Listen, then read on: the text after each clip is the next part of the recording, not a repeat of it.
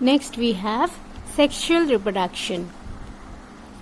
Sexual reproduction, it involves production of offsprings by the mixing of genetic material of parents.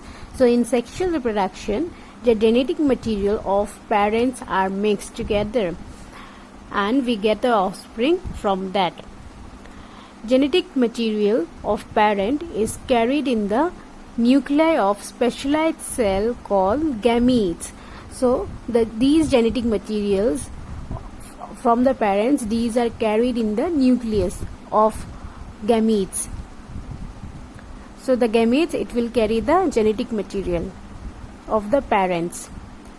Gametes are haploid and carry a single set of chromosomes derived by meiosis. So always remember students, gamete will always be haploid in nature. It can be gamete from any organism, that will be haploid only. So these gametes, they carry a single set of chromosome.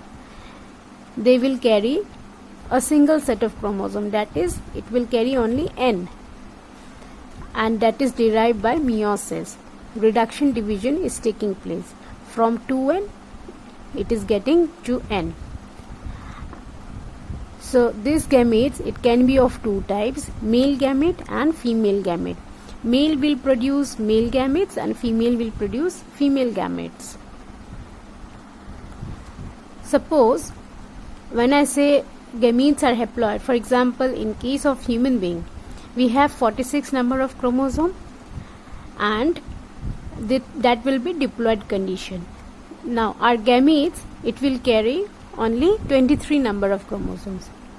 From 46 we are reducing to half, 23 chromosomes. So from 2N we are getting only N.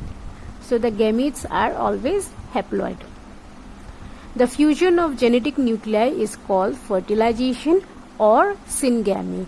So this fusion between the male gamete and the female gamete, they will fuse together during the process called as fertilization, or you can also say syngamy. Same only, syngamy and fertilization, same only.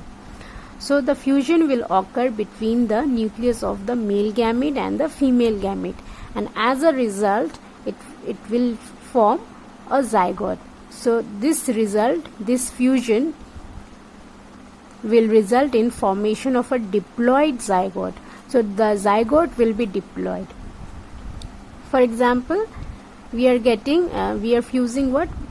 Gametes from male that contain N, right, haploid gamete of male, and we are fusing the haploid gamete of female, that is N.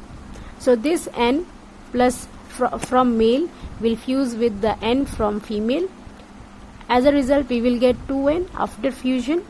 So this zygote is 2N. Next, the zygote grows and develops into mature organism of the next generation. Now this zygote, it will grow and it will develop into mature organism for the next generation. Next, the male and the female gametes may be produced separately by male and female parent respectively, or by single parent bearing both male and female reproductive organs. So students, there are some organisms which have separately male and female gametes, that is the individuals will be separated. Male organism will be different, female organism will be different, like in case of us human beings. And there are some organisms which have which bears both the male and the female gamete in a single parent only. So the single parent, it will have both the male reproductive organ also and the female reproductive organs also. So let us see the examples for these two. Animal species that have separate male and female individuals are called unisexual. So those organisms which have separate male and female individual, these organisms are called as unisexual.